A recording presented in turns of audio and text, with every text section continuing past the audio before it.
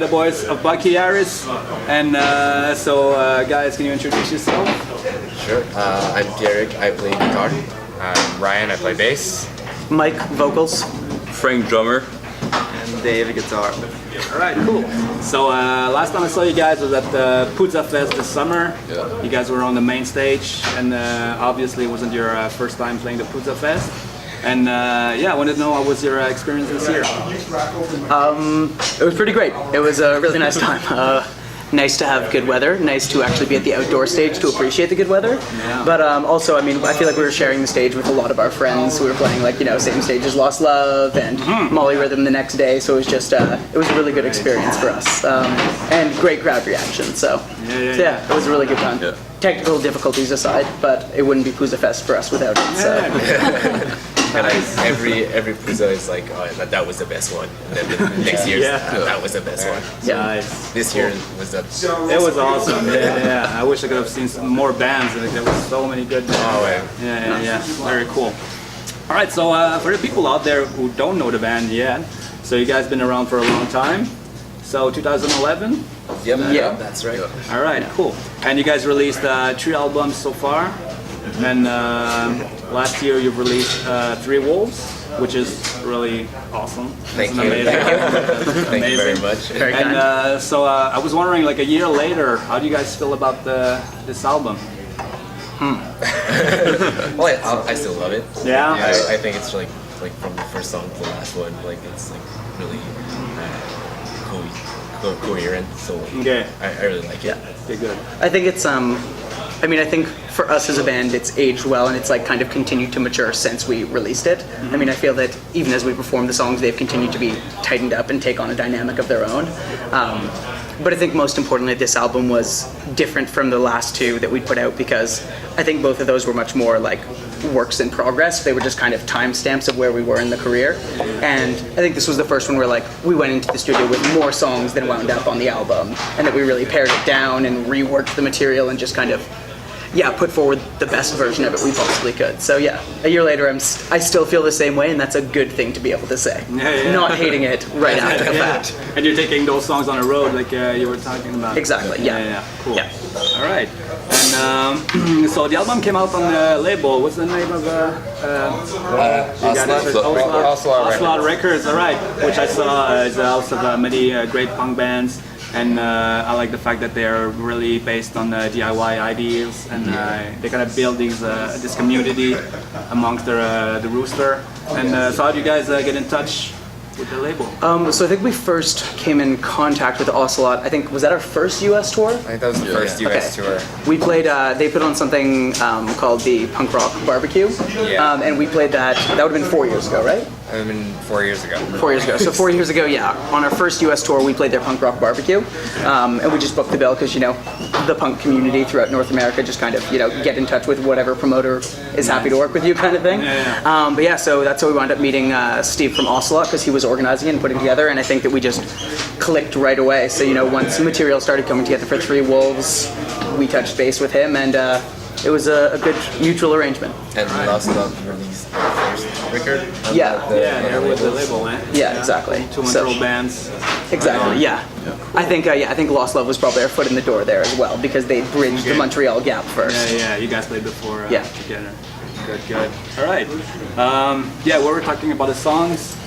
Your sound is often described as a mix of punk rock, folk, and like you were saying, there's clearly an evolution from the first album to 3 Wolves. And I was wondering, do you guys feel like you found the sound you were looking for, or are we still gonna hear like another evolution on your next album? Oh, that's tough. So we're pretty deep into material already for the next album. I think that we probably got about like 10 to 12, maybe even 14 partial songs in the works. So I mean, right now, I can't really predict what the evolution will be because it just seems like where we land. But it seems like with the new songs we're writing, on one hand, we're becoming more folk, and then on the other songs, we're going even more punk. So I feel like we're intensifying everything that we do in each direction. And we'll just kind of see how it comes together. I feel like I cut you off though. So. Oh no, that's more or less what I was going to say. Beautiful. It's a little bit of everything, but just more solid. But I think like with the first 2, like it was like you said, like it was really timestamp.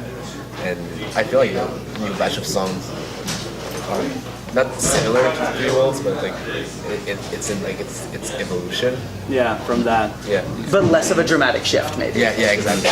Yeah. Oh, cool. I'm really looking forward to that. And yeah, one thing I think that makes you guys stand out, of course, is the lyrics. I think they're amazing. So I think you write the lyrics. Yeah, I do. Yeah, and yeah, that's it. I think they're really they're so poetic, and they create these really images, awesome images that helps you connect with the emotion behind the words. And well, obviously English is not my first language. Yeah. And I had to Google some words. like, what does that even mean? And, which is a good thing, I think. We do it. We all do it. Yeah. It's all fine. You're not alone on that one. So was it something that was like intentional, or it just came off naturally to? Well, so yeah, I mean, in terms of songwriting, some bands write lyrics that are always necessarily like you're writing collectively, and I guess the band has been really great for me in this senses, and they've just kind of given me free reign to write as I want. So I tend to make the lyrics very, very personal, and I guess that's just kind of the way that it's come out. Is like Three Wolves is really kind of like an exploration of like anxiety and fears over the future and getting older and trying to find this identity for yourself. So it's just really nice to be able to just like put that all out there and like never second guess myself when I'm writing. And the band, whenever I give them the lyrics, is usually pretty supportive. There's one or two lines they probably edited every now and then to be like, "Are you sure you want to say that?" But no, it's a good feeling. And yeah, my background was like I did an English lit degree. I'm not doing anything with it now, so at least I have the band to do it right now. Exactly, professionally speaking. Yeah. Oh, great. All right, cool. And okay, so I want you to go like in another dimension now, or maybe in the future.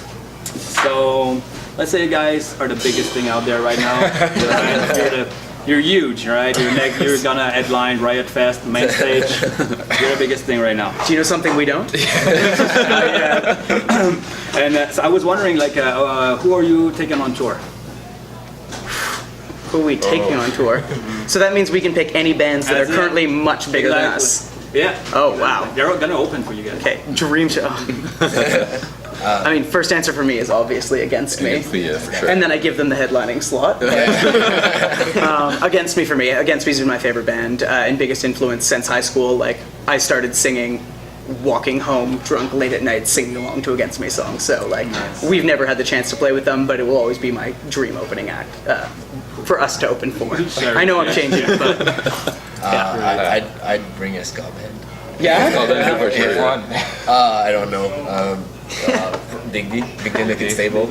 Yeah. All right, like a diverse lineup. I saw you with a Suicide Silence t-shirt. I'm more with the Every Time I Die kind of. I would put Every Time I Die on my set for sure. It's turning into a really stacked and diverse lineup. I love it. But I do it with like Lost Love and Molly Rhythm. Yeah. Yeah, And of bring course. some Yeah, friends along. yeah. Nice, cool.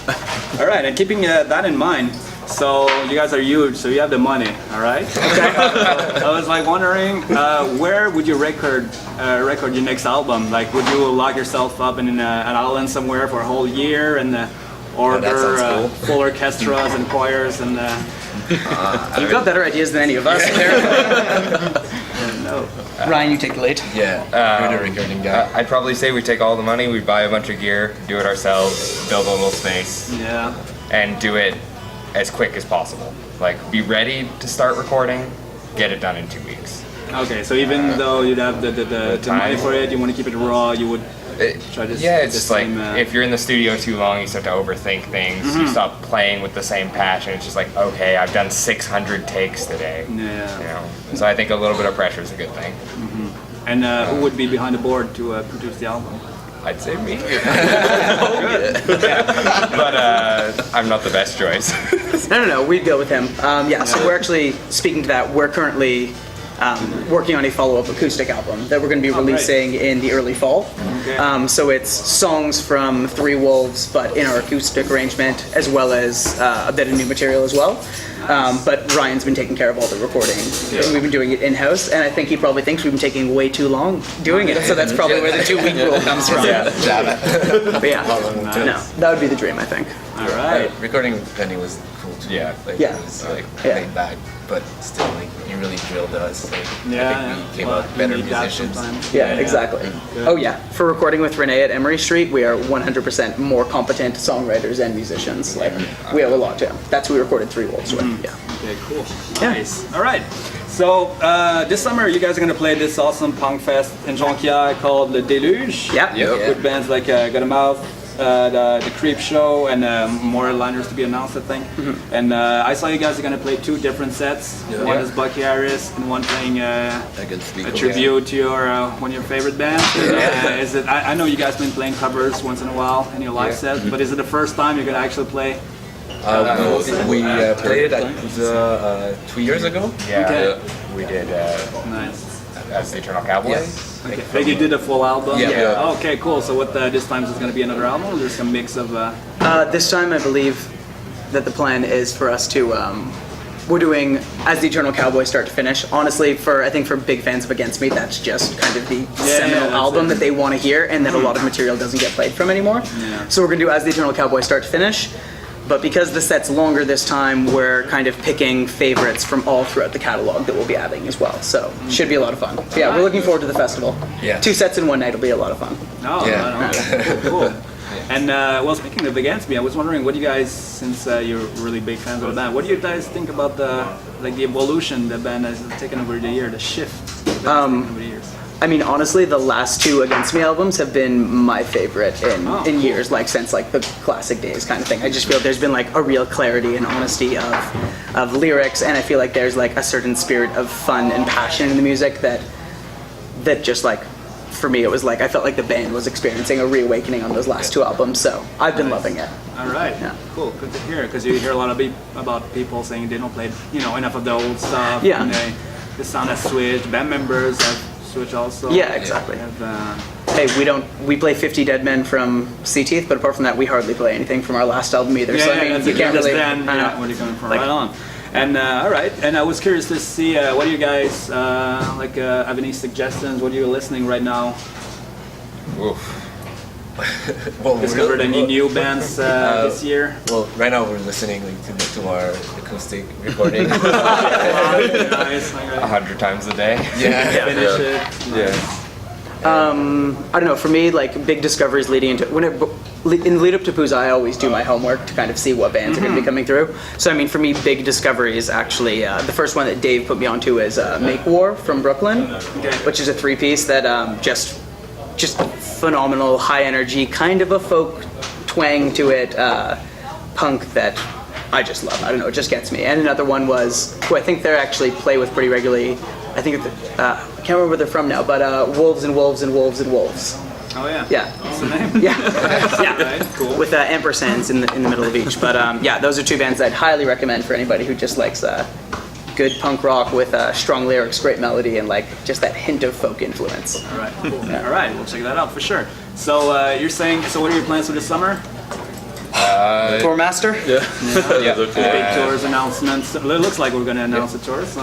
Yeah, we're planning to announce it tomorrow. Oh, cool. So we're going to be doing 2 weeks in the U.S., so East Coast and Midwest. Good. The dates will be up tomorrow, Okay. or I guess in the past in the video. You've been there a few times. You've done yeah, this places will you visit. so like the East Coast, this will be our 4th time doing that. This will be our 2nd time going through the Midwest. Okay. Hopefully no tornado this time. Yeah, hopefully no tornadoes this time. Hopefully no terminal van breakdowns, van breakdowns either. Yeah. We lost a van 2 years ago. Okay. In Delaware. Rough. It did not come back from Delaware. You guys come back? We did. We did. In a rented minivan. Yeah, we rented a minivan and like it was full of stuff. And yeah, we did it right in one day. Like, we left early morning, came here, like our girlfriends like came to pick us up in Burlington because we couldn't cross with the rental. Yeah. The rental. So at least we've already had our worst tour, hopefully. Yeah. Set the bar real low. Yeah. All right. Cool. All right. Well, thanks a lot for your time, guys. Thank you. And so people out there, check out the band on Bandcamp, Facebook, and YouTube. And the link will show up, all the links will show up in the videos after this. So this is Pedro for PunKanormal activity. Bucky Harris, have a good show tonight. Thank you very much. Walls are closing in, I'm tongue-tied, wrapped up in a string. A wolf scraping from a creaky back door, come to tear my southern throat.